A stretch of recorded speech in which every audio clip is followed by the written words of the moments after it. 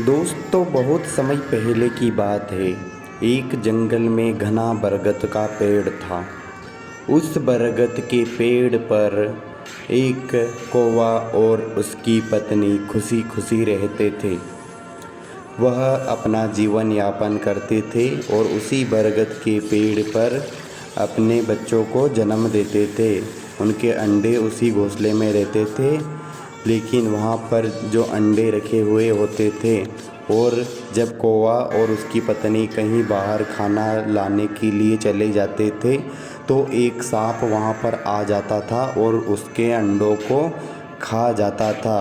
वह जब भी अंडे देते थे कौवा और उसकी पत्नी, तो उसके अंडों को वह सांप उस पेड़ पर चढ़कर, बरगद के पेड़ पर चढ़ जाता था और उन्हें खा जाता था।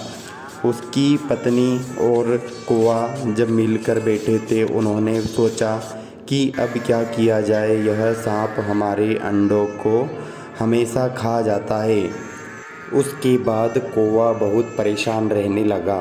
वह एक नदी के किनारे एक पुरानी झोपड़ी के ऊपर बैठा और सोच रहा था कि वह उसके बच्चों को कैसे बचाए, जो सांप वह उसके अंडों को खा जाता है।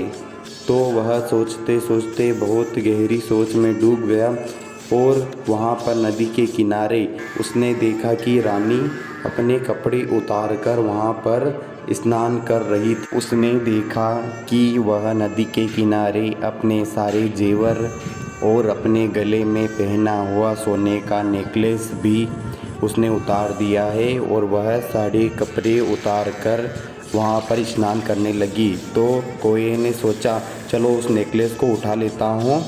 कौवे ने नेकलेस को उठाया और किसी ने न देखा तो फटाक से उड़ गया उसको लेकर, और उसने उसको सांप के बिल में डाल दिया।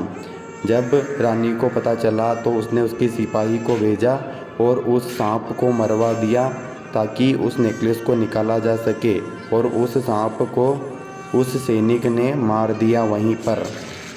जिसके बाद वह सांप मर गया और कौवा और उसकी पत्नी बहुत खुश थे। जिसके बाद नेकलेस सिपाही ने लाकर रानी को दे दिया।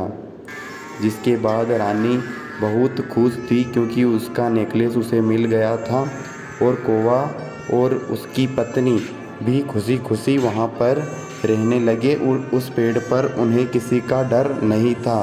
तो देखिए दोस्तों, कोई भी बड़ी से बड़ी ताकत हमें नहीं डरा सकती जब तक हम खुद से हार ना मान जाए। कौवे ने अपनी चालाकी का इस्तेमाल करके सांप को मरवा दिया। चैनल को लाइक